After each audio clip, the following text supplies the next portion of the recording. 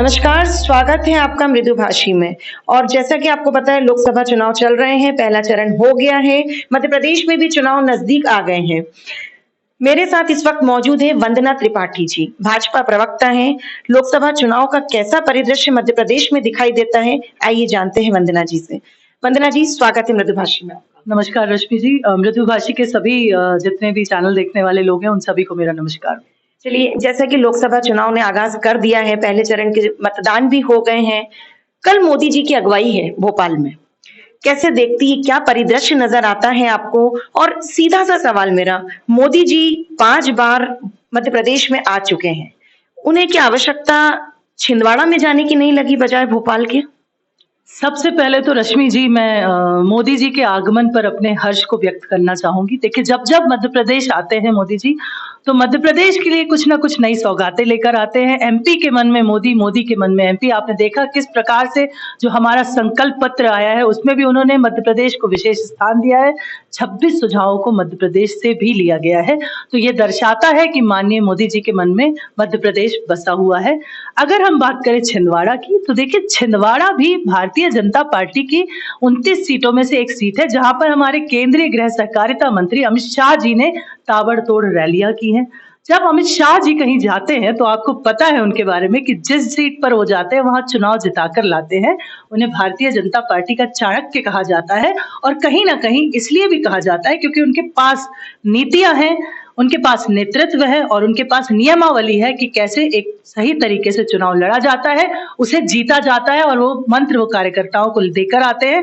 और आप देखिएगा कि इस बार ऐतिहासिक रूप से 29वां कमल छिंदवाड़ा में खिलेगा, और इस बार कमलमय होगा मध्य प्रदेश। 29 की 29 सीटें जीतकर हम एक कमल की माला माननीय यशस्वी प्रधानमंत्री मोदी जी के गले में डालेंगे। और उसका कारण ये है कि वो एक युग पुरुष है, विश्व के सबसे लोकप्रिय नेता है, जनता को आगे ले जाने की उनकी नीति है, और प्रदेश का और देश का कल्याण करने का उनकी नियत है।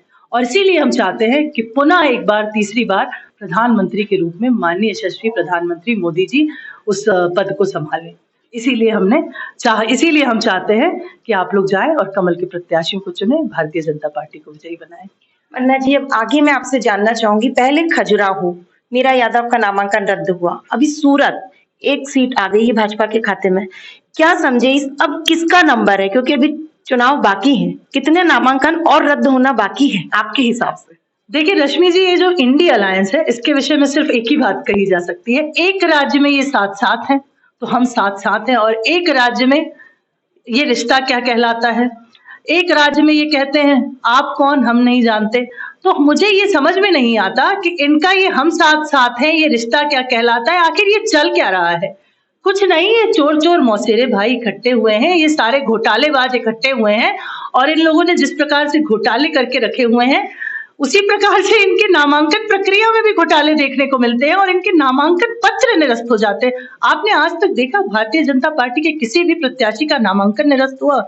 तो कहीं ना कहीं ये सब इनकी मिली जुली सारी मिली भगत है कि ये चाहते ही नहीं कि इनके प्रत्याशी चुनाव लड़े। और उसका कारण है कि हार रहे हैं, बुरी तरह हार रहे हैं। हम 400 के पार जा रहे हैं, और आप देखिएगा इस बार भारत में भारतीय जनता पार्टी इतिहास रचेगी 400 के आंकड़े को पार कर कर।